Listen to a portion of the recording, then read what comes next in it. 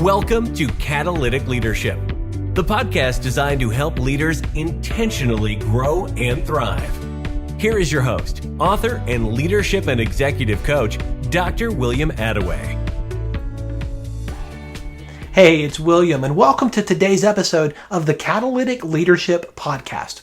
Each week, we tackle a topic related to the field of leadership. My goal is to ensure that you have actionable steps you can take from each episode to grow in your own leadership. I believe, like Craig Rochelle has said many times, that when a leader gets better, everybody benefits. Your team, your department, your customers, your clients, your spouse, your kids, everybody. Each week, we spotlight leaders from a variety of fields, locations, and organizations. My goal is for you to see that leaders can be catalytic no matter where they are or what they lead. I draw inspiration from the stories and journeys of these leaders, and I hear from many of you that you do too. Let's jump in to today's interview. It is a joy and honor today to have Emily Sander with us on the podcast. Emily is a C-suite executive and founder of Next Level Coaching.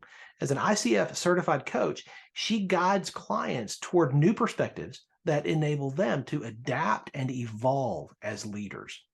From being part of the testing team for the first Kindle device, to being part of a 6-person startup, to building a global client management team from scratch, Emily has a lot of leadership experience that we can learn from. In her 15 years of experience across both Fortune 500 and startup companies, she has seen high-pressure work environments make or break a leader. She's currently serving as chief of staff for the CEO and the leadership team and is the author of the book, Hacking Executive Leadership. Emily, thank you so much for joining me on the podcast today. Thank you so much for having me. Pleasure to be here. I would love for you to share some of your story with our listeners, particularly around your journey and development as a leader. How did you get started? Certainly. Well, you kind of gave my career highlight reel there. So layered on top of that, I was started at large corporations, as you mentioned, Amazon, Microsoft, and then I worked through a series of very small to medium businesses in the technology space.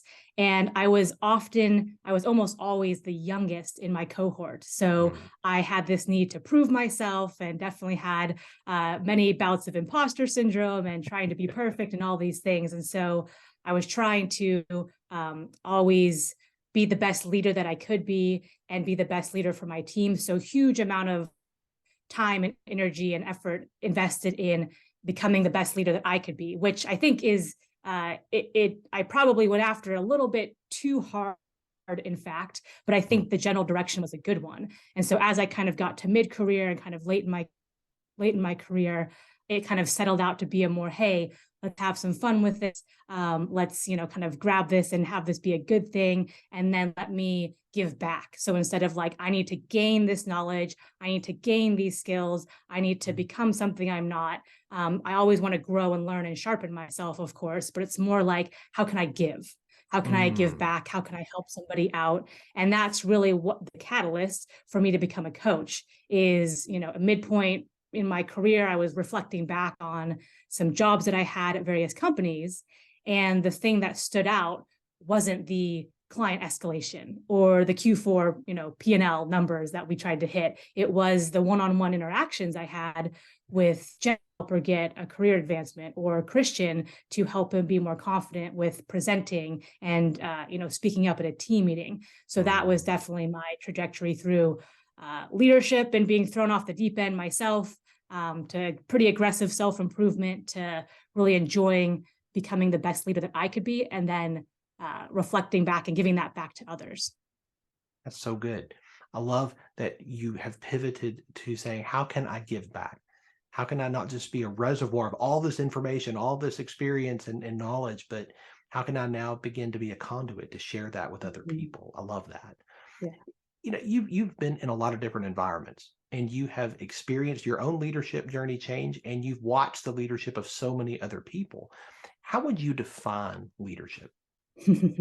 Yeah, I mean, leadership is really bringing out the potential in people, including yourself. So, leadership is a large word. So, you can talk about that. My world is the business world, right? So, you can talk about that in terms of title and responsibility and how large a group you lead. But it's also an attribute. It's a personal characteristic. So every one of us is, maybe leading our family or leading in our community. We're the CEO of our lives every day. So we're leading ourselves. And I think that it can be a title or an attribute. So to me, a leader is someone who optimizes the potential. So that could be optimizing yourself and saying, hey, where do my strengths lie, and how can I contribute the best? And let me align myself with that. And then, of course, in a business team sense, I'm in charge of these individual team members, and my job as a leader is to optimize their potential. So if everyone is hitting on all cylinders and being at their best, it makes the team better. And so my success now derives not from what I can personally do, but what I could pull out of all these individual people and help the greater team. What do you think is an often overlooked aspect or an element of leadership? Yes, great question. So self-care would be a huge one. And this is a big word, and it definitely got emphasized during COVID.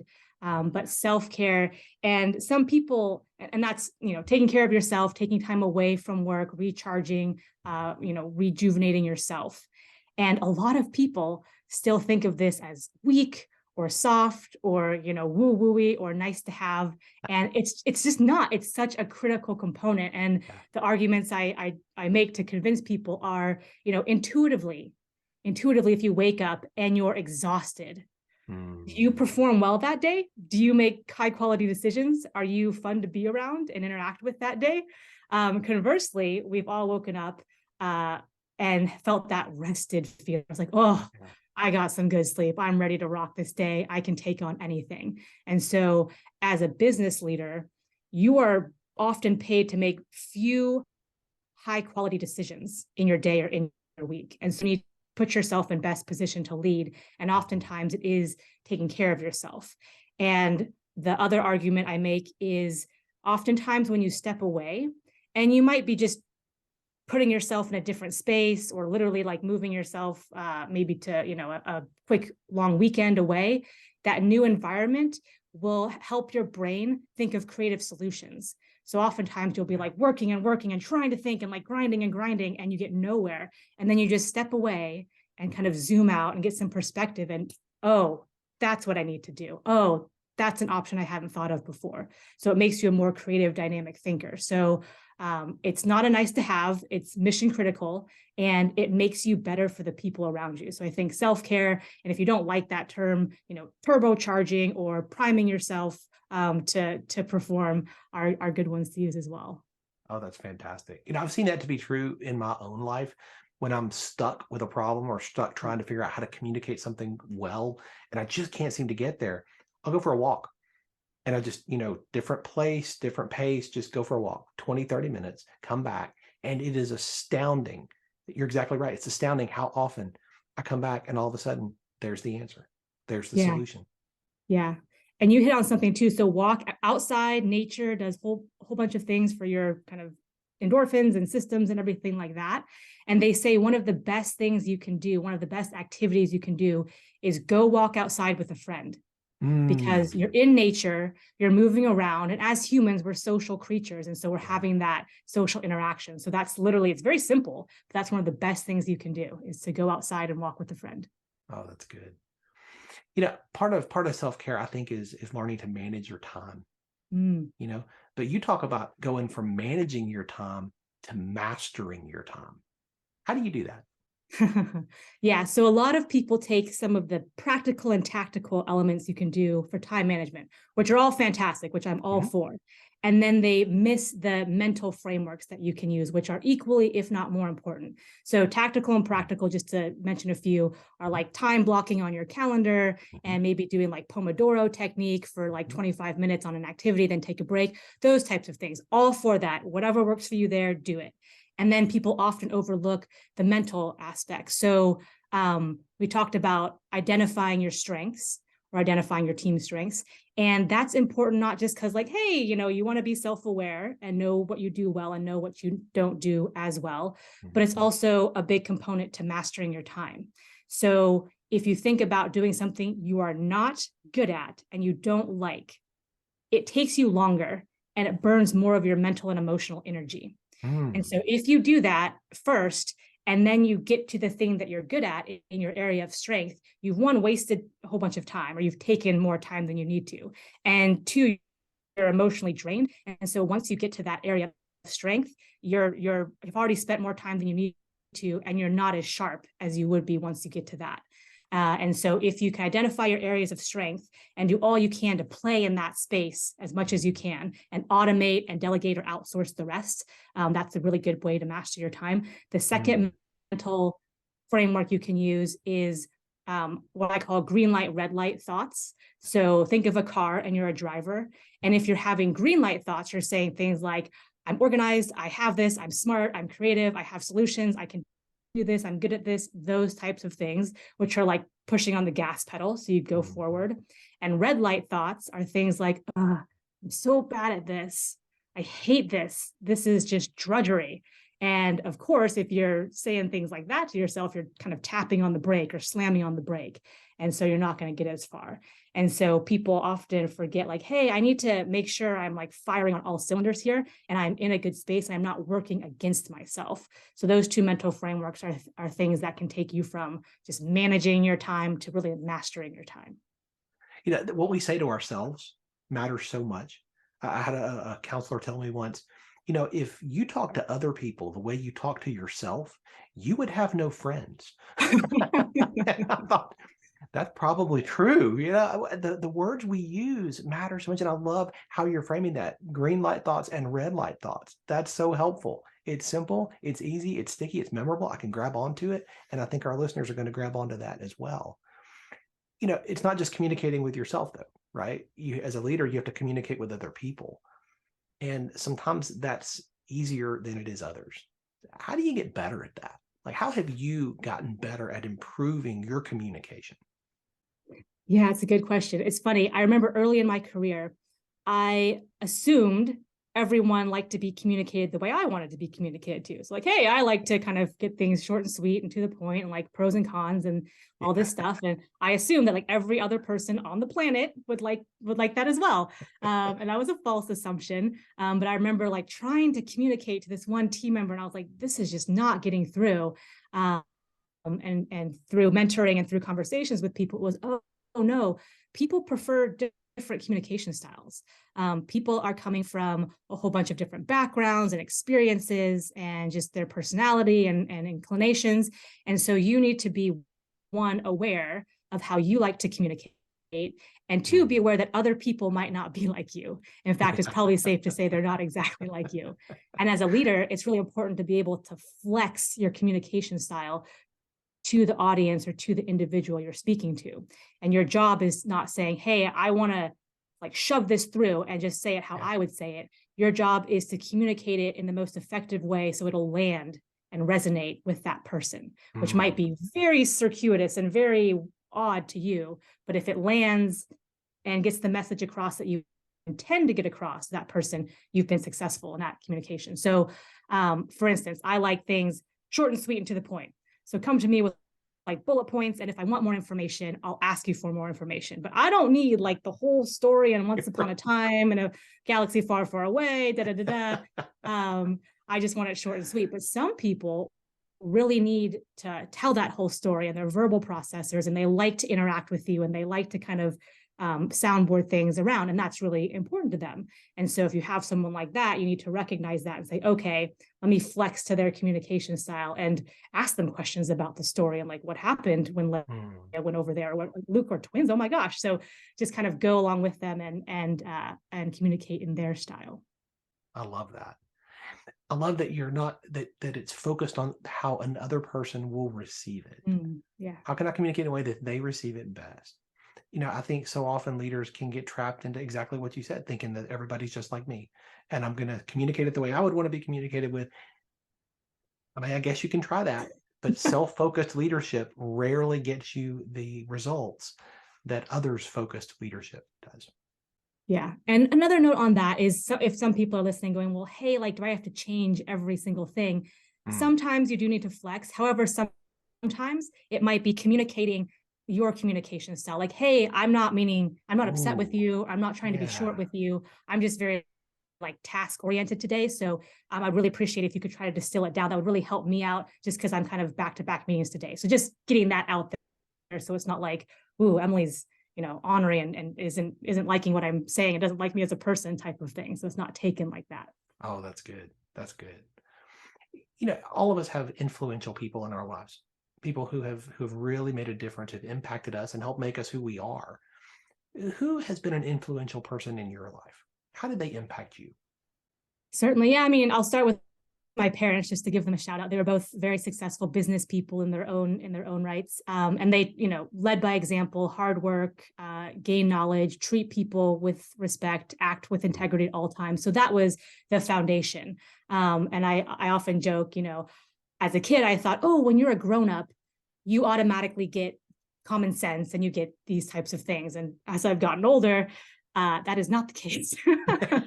Common sense is a rarity these days. And so I just had two fantastic examples. So they set a great foundation. And then I always like to call out, I had this great, phenomenal mentor early in my career at a very pivotal point in my career. And I was this kind of fledgling upstart. I was, client facing and kind of known in the small company I was in, but nothing to write home about.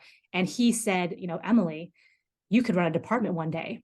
And I was like, are you talking to me right now? Like, are you like, I looked over my shoulders and did a double take because that was so far outside of my, what I could conceive of, what I could think of in my realm of possibility. But he was very accomplished, very professional, very, seasoned. And I thought, well, if you think this, then I will allow that in my realm of possibility. I don't believe it yet, but it's come in my orbit. And then over time, I was like, oh, maybe I could. Oh, actually, you know what? I kind of like people and I kind of like being organized and helping out. So it planted a seed and it grew. And so I love that because I've taken that and said, how can I do that for others? So how can I, one, see vision? So see potential in someone that they might not see themselves. And then two, how can I call that out of them and open a door? So he literally, he gave me a shot at a role that I had on paper no right taking. I was not qualified. I did not have experience, but he opened that door and I, busted through it and ran through it and did well. But I always say, where is a door I can open for someone who, couldn't open it for themselves or couldn't see that possibility for themselves? So a great way to pay it forward. That reminds me of something a mentor of mine, a leader that I admire and respect has said over and over, that a great leader uses their power, their influence, not for their own benefit, but for the benefit of others. Yeah. And Andy Stanley, when he says that, he often encourages and challenges everyone listening, make sure you're focused on that. Make sure you understand that you have incredible power to lift up, to encourage, to speak into other people. And I had the same thing. I had somebody who spoke into my life and saw something in me I did not see in myself and encouraged me to take a step that I never would have taken. And the rest is history now. Yeah. It's amazing the power that we have in the words that we use with others. It can literally change the trajectory of someone's career and someone's life. So, I mean, someone listening now, like literally think of someone in your life right now, and you might think, oh, they're good at this. They're really good at this. I always think of them for this thing, or they're my go-to person. Don't assume they know. Yeah. Don't assume they know that. So go tell them or go compliment them on that, just because some people have blind spots. Some people are very self-critical. And so you and someone else saying it out loud can be very powerful. So that's a takeaway you can think of right now. When we're young, our heroes often can come from the fictional world. And in doing some research on you, I discovered that you had a comic book hero that you really resonated with growing up. Who was that? Yes, you've done your research. It's Superman. So Superman, yeah, that's funny. So Superman for all sorts of reasons. One, I'm adopted. So I was born in Seoul, South Korea, and adopted and raised in the States. And my dad was a huge comic book nerd / fan. And so for bedtime stories, he would read me like his comic books. And I just resonated with Superman. Like he just, He was good. He fought for justice. He, was good and never gave up. And I like those qualities about him. And, when I was kind of dealing with being adopted and not looking like, other people and different from my parents, my dad said, Superman is adopted too. And I was like, oh, he is. And I love that. And so Superman has always been kind of my hero for a variety of reasons. I love that. I think you can tell so much about a person by the people that they look up to. Even as kids, who are you drawn toward? And that captured my attention when I read that. And I thought, that's fascinating. I too, you can see over my shoulder, I'm a little bit of a Superman fan, since I was a kid. And I keep that picture here in my office to remind me of a couple of things. One, exactly what you said, you never give up, because he never did, right? Another is to remind myself that I do not wear a cape. And though other people may think, oh, you can do whatever you can do, you know what? There is not a cape hanging in my closet. And I need that reality check sometimes. I need that reminder. And that serves as a great reminder for that here where I do most of my work. I love that. Yeah, I love that. In your book, you talk about the Swizzle concept. Yeah. What does that have to do with leadership? Yeah. You don't think of the word swizzle when you think of leadership. One, because it's made up. I made that word. It's a framework or way to think of being a resourceful and creative problem solver. And so I'll just give you the genesis of the word. So I was talking to my team one day, and I was kind of in a rush and kind of tired that day. And we had to come up with a PowerPoint deck for our board meeting. And we had 3 other PowerPoint decks we had used internally for like team meetings and company meetings. And I said, guys, like we have it, just swizzle the 3 decks into our new one, into the board deck. And by context, they actually got what I meant, which was take the best and most relevant slides from those 3 previous decks and like put them in a new deck and format it and make it flow well. But take the best of these and make a new PowerPoint deck. So that's how the word came about. I just blurted it out. And then I've lifted and shifted that concept to a whole bunch of other areas. So an example I love to share is I was listening to a podcast and they were interviewing Floyd Mayweather, who is this champion boxer. And, is very well known, apparently. I don't know anything about boxing. You don't want to see me train or do boxing at all. But they were interviewing him and asking him, like, why are you the best? Why are you the champion? Is it your nutrition? Is it your footwork? How many push-ups do you do? All these types of things. And he finally said, like, guys, like, it's none of that. It's my adaptability. Ooh. It's the fact that I can adapt to any opponent, to any round, to any punch the best. That's what makes me the champion. And I was driving at the time and I was like, light bulb, oh my goodness, that's amazing.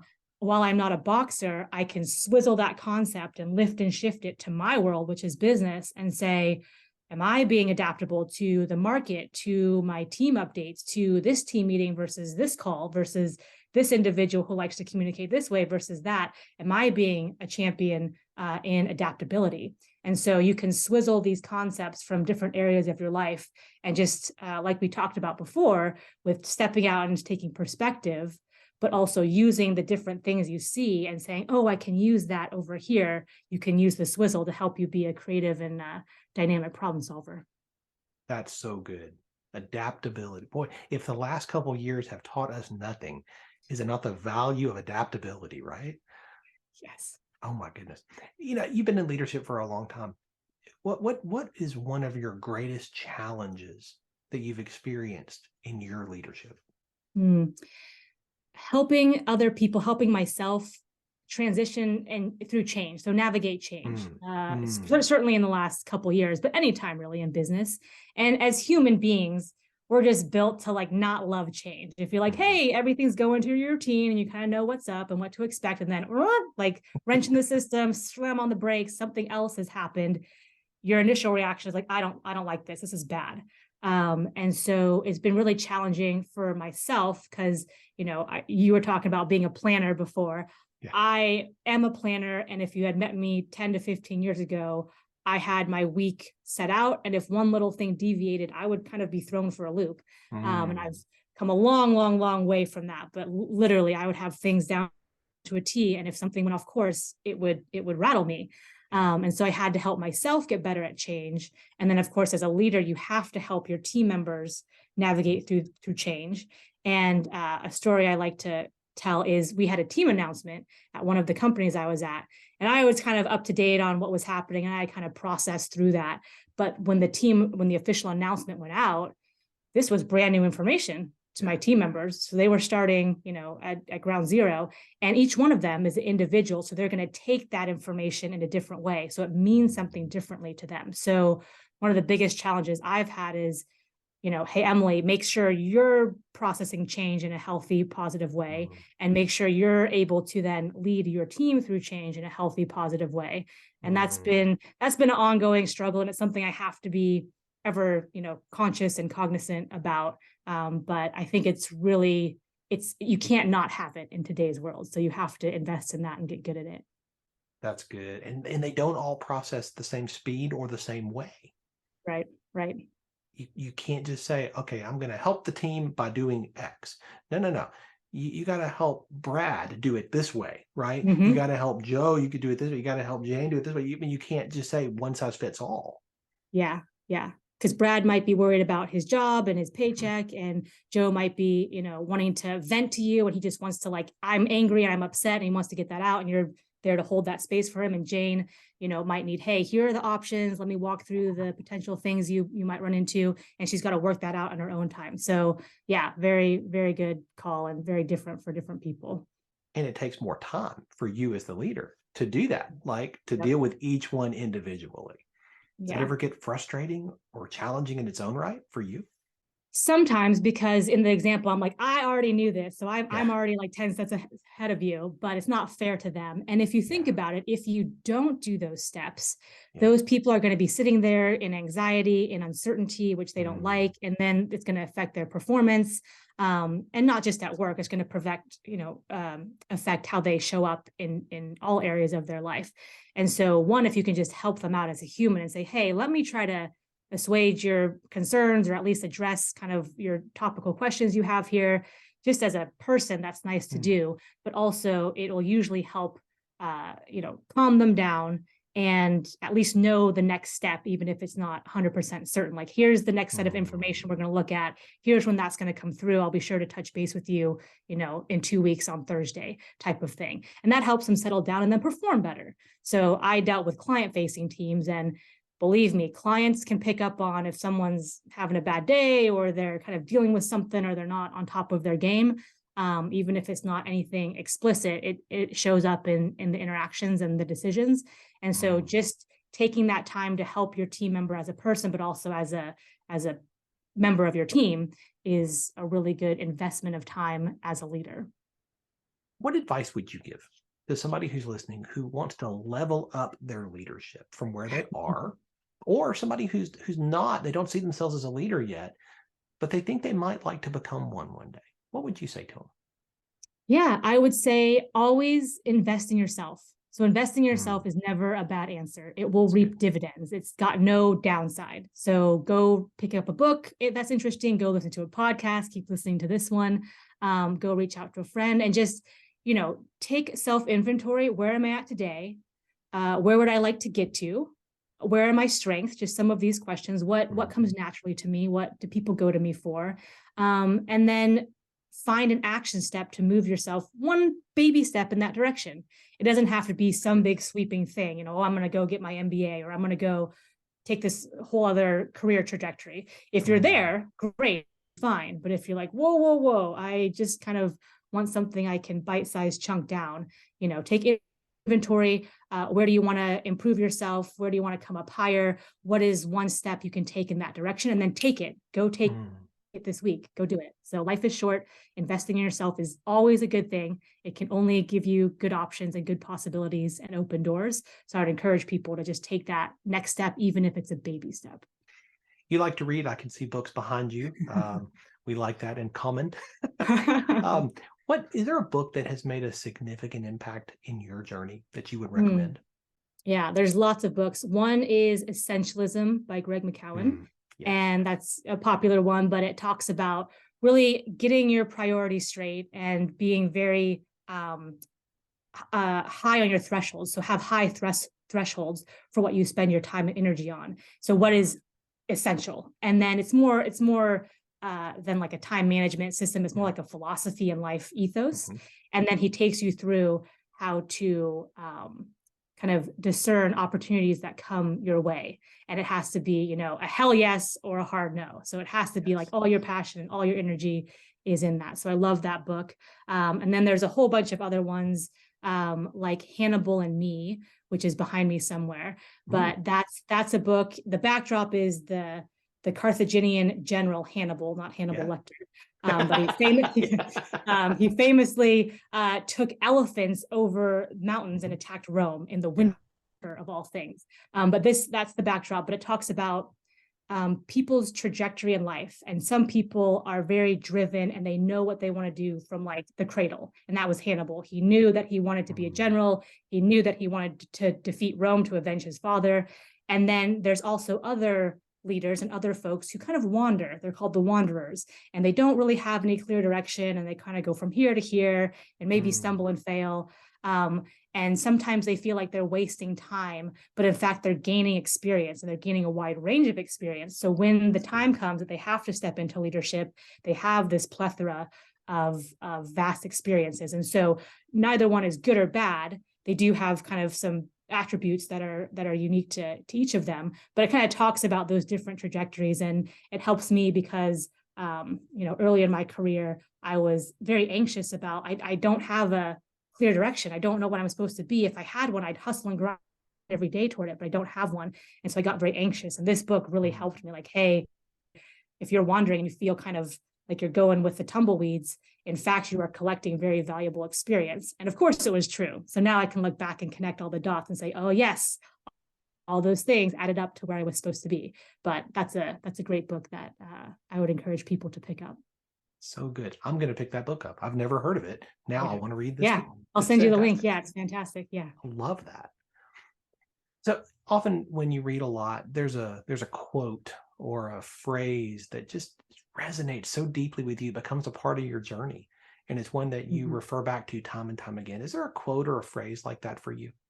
Yeah, there's a couple. I love quotes. So the one my dad said is, small wins add up faster than you think. And so I always have loved that one. So, hey, if you're taking those baby steps, if you're doing those micro habits every day, those add up, those compound over time, believe you me. So small wins add up faster than you think. Just go get your win today. And then another one, which I like, it was by Matt Frazier, who is CrossFit champion. And he said, I am successful because I'm willing to fail more times than you're willing to try. And I always love that. That's so good. Yeah. Yeah. Because like people who put themselves out there and do something new and push themselves are inevitably going to quote unquote fail. But in fact, they're showing a mark of progress by being in that space. So I always love that one. Both of those are fantastic. So inspiring. Emily, I know our listeners are going to want to continue to learn from you and stay connected with you. What is the best way for them to do that? Certainly, I'm on social media, so LinkedIn, Twitter, Next Level Emily, and you can find me there. My website is nextlevel.coach, so nextlevel.coach, and all my handles are there, and there's some free resources on that page. You can certainly reach out to me directly if you'd like. And then we talked about some things in my book. It's called Hacking Executive Leadership, and that's on Amazon. There's a Kindle version, there's an Audible version, so you can pick that up wherever books are sold. I will have all those links in the show notes.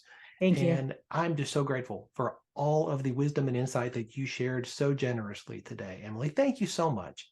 Thank you so much for having me. It's been a blast to be on, so I really appreciate it. Thanks for joining me for this episode today. As we wrap up, I have a couple of requests for you. I'd love for you to do two things.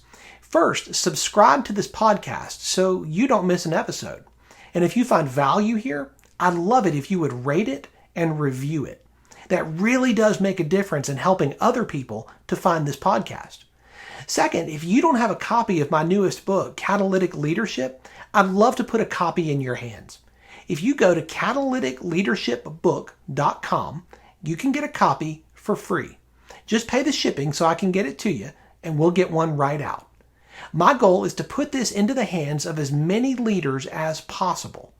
This book captures principles that I've learned in 20 plus years of coaching leaders in the entrepreneurial space, in business, government, nonprofits, education, and the local church. You can always connect with me on LinkedIn to keep up with what I'm learning and thinking about. And if you're ready to take a next step with a coach who can help you to intentionally grow and thrive as a leader, I'd be honored to help you. Just go to catalyticleadership.net to book a call with me. And stay tuned for our next episode next week. Until then, as always, leaders, choose to be catalytic. Thanks for listening to Catalytic Leadership with Dr. William Attaway. Be sure to subscribe wherever you listen to podcasts so you don't miss the next episode. Want more? Go to catalyticleadership.net.